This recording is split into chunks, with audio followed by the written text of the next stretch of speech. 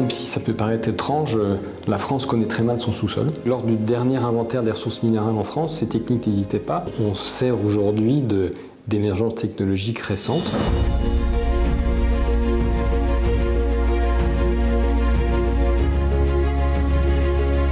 Le gros avantage de la méthode aéroportée, ce n'est pas intrusif sur le terrain et ça permet de couvrir de grandes surfaces, d'acquérir une grande quantité de données, y compris en profondeur, sans avoir besoin d'aller sur le terrain et de mettre en place des travaux potentiellement plus intrusifs. Si je devais trouver un bon parallèle, je dirais que ces méthodes vont permettre de faire de l'imagerie, un peu comme de l'imagerie médicale, mais appliquée au sous-sol. Au lieu que ce soit sur quelques centimètres sous la peau, là on va générer des images sur les quelques premières centaines de mètres du sous-sol, voire le premier kilomètre et plus.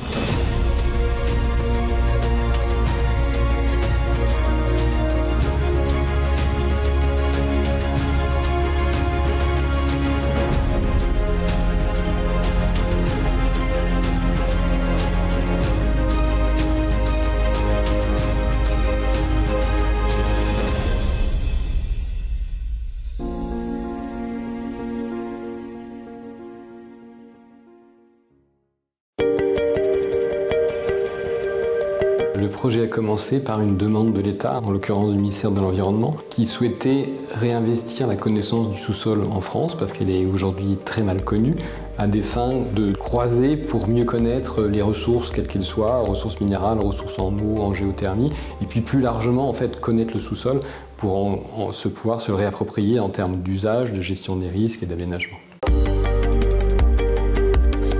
Le programme de géophysique aéroportée, il a été prévu pour couvrir l'ouest du Massif central, principalement parce que c'est une zone de socle, c'est-à-dire que c'est des roches anciennes qui ont des comportements très différents de ce qu'on retrouve dans les bassins de Paris, bassins aquitains. Par ailleurs, le Massif central a été peu couvert en géophysique. C'était les principales raisons qui ont conduit au choix de ce programme axé sur le Massif central.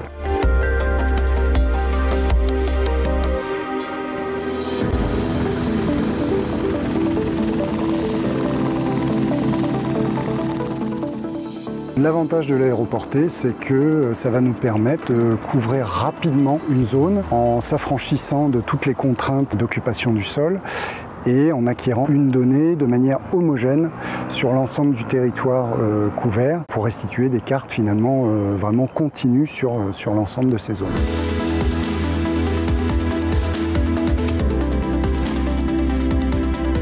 Avec ces mêmes techniques, on a couvert intégralement Mayotte, Martinique, Guadeloupe, La Réunion dans les années 2000 à 2015. Mais des études d'une telle ampleur, il n'y en a pas eu en métropole depuis bien des années.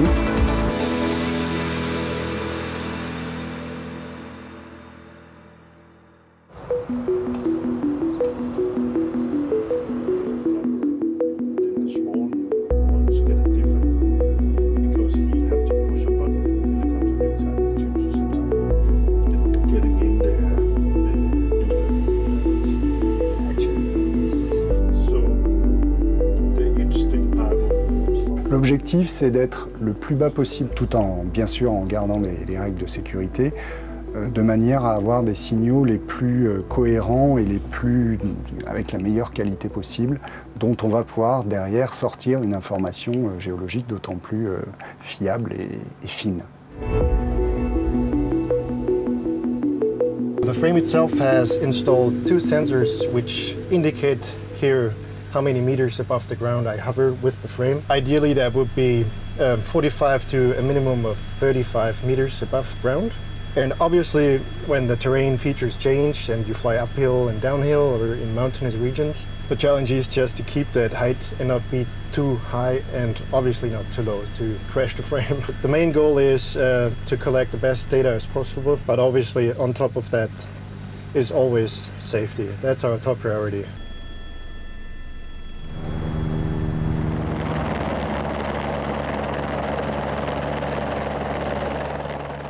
Derrière moi, donc, on a le dispositif SkyTEM, qui est un dispositif qui fait deux mesures géophysique. À l'avant du mât, on a un magnétomètre, donc qui est un capteur qui permet de mesurer le champ magnétique naturel de la Terre. Et le grand dispositif, lui, va permettre de faire la mesure électromagnétique. L'armature, c'est simplement un cadre sur lequel en fait est fixé un câble électrique qui fait tout le tour. Et ce câble électrique va être relié au générateur. Ce générateur, il va envoyer un courant pulsé dans la boucle et c'est ce courant pulsé qui va générer des champs magnétiques. La spécificité du système SkyTEM, c'est de travailler en alternance deux courants, un courant faible et un courant fort. Le courant est envoyé dans la boucle, on va couper ce courant de manière extrêmement rapide. Ça génère un champ magnétique transitoire qui va se propager dans tout l'espace, et notamment vers le sol, et qui, dans le sol, va générer des boucles de courant qui vont se propager de plus en plus profond et elles-mêmes générer un champ magnétique secondaire qui va remonter et qu'on va pouvoir enregistrer dans les récepteurs qui sont à l'arrière du dispositif. Le courant faible va permettre une écoute très rapide après l'injection du courant et du coup va permettre d'avoir une information détaillée sur les premières dizaines de mètres du sous-sol. Et ce courant faible va être injecté en alternance avec un courant fort qui lui va être beaucoup plus puissant et va permettre d'investiguer un volume de sous-sol beaucoup plus grand.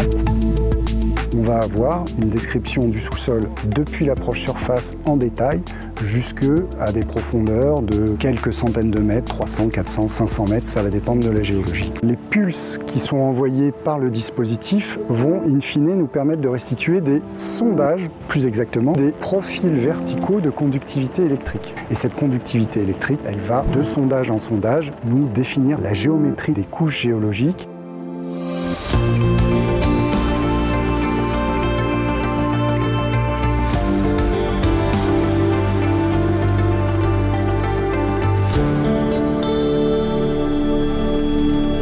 Pour chaque vol, après récupération des données, nous on va checker tous ces paramètres, donc qui incluent la vitesse, il ne faut pas qu'il vole trop vite, autour de 20-25 mètres secondes, qui inclut l'angle de la boucle, qui inclut également la garde au sol effective du système. On est idéalement à 40-50 mètres et dans des topographies un peu compliquées, comme on peut avoir ici dans des petites vallées encaissées, on va accepter jusqu'à 80, parfois 100 mètres au-dessus du sol.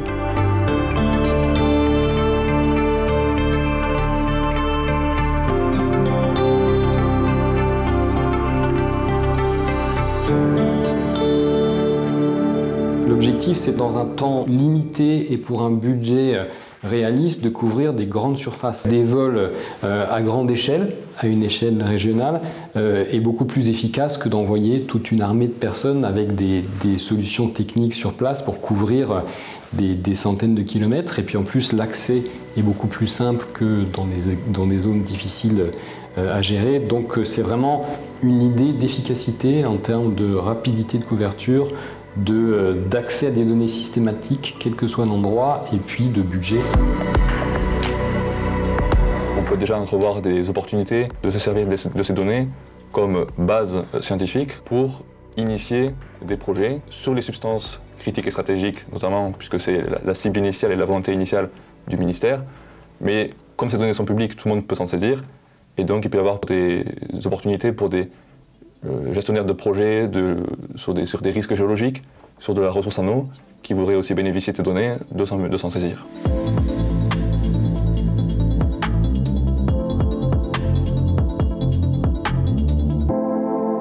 La campagne est terminée, donc on a acquis toutes les données qu'on devait acquérir. Donc ici on peut voir le chemin suivi par l'hélicoptère lors de la campagne de mesure. La première étape, c'est le traitement, parce que bon, ces données, elles nous arrivent, mais il faut les traiter pour les valoriser au mieux. Ce qu'on voit ici, c'est le champ magnétique qui nous a été renvoyé par le sous-sol après excitation du sous-sol par la boucle. Et on voit que ce signal, des fois il est propre, là, hein, donc ça c'est très propre, on aime bien quand tout est parallèle comme ça. Par contre, des fois on voit des pics sur les mesures, ici on voit que c'est assez bruité. Donc tous ces bruits, il va falloir les retirer avant de valoriser la donnée.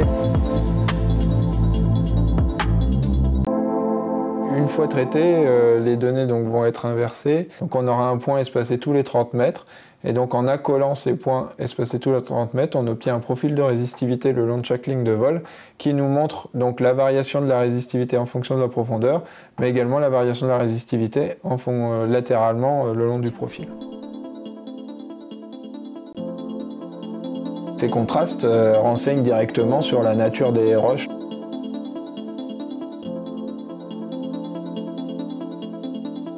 Nos mesures, on a été capable de les interpréter en termes de contraste de résistivité. On a vraiment une information 3D, donc on peut aller interroger ce cube-là pour savoir ce que nous révèlent les données électromagnétiques. Dans le cube de résistivité 3D, on peut faire des coupes. Et donc on a l'information cette fois-ci en profondeur sur différentes coupes. Pour l'instant, ça nous dit juste des contrastes de résistivité qu'il faut interpréter avec les données géologiques ou hydrogéologiques, suivant comment on a envie de faire parler le cube de résistivité. L'idée, c'est d'essayer de trouver là où les formations volcaniques sont les plus épaisses et où il y a des pièges pour l'eau. On a notre carte géologique, on retrouve donc les différentes traces de l'hélicoptère ici. Les résultats en fait, de l'électromagnétisme vont nous permettre directement d'aller regarder la base de cette formation résistante qui est notre formation volcanique et du coup de retrouver la topographie avant que les coulées volcaniques arrivent et donc retrouver des zones de creux, justement des anciennes vallées qui ont été remplies par ces formations volcaniques. Donc on a obtenu cette interface. Ici, il y a vraiment une bosse topographique du socle, et ici, il y a un creux topographique du socle. Et donc, on a mis au jour une paléovallée ici.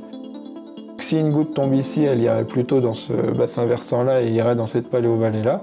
Si une goutte tombe ici, elle irait plutôt dans ce creux-là et cette paléovallée-là. Les données électromagnétiques nous ont permis de retrouver la topographie et donc les zones potentiellement très intéressantes pour la ressource en eau. On part des trajectoires empruntées par l'hélicoptère, dans lequel les instruments ont recueilli les données géophysiques à l'aplomb des lignes de vol. Et ensuite, ces données vont être moyennées latéralement pour aboutir à une carte qu'on va pouvoir interpréter géologiquement.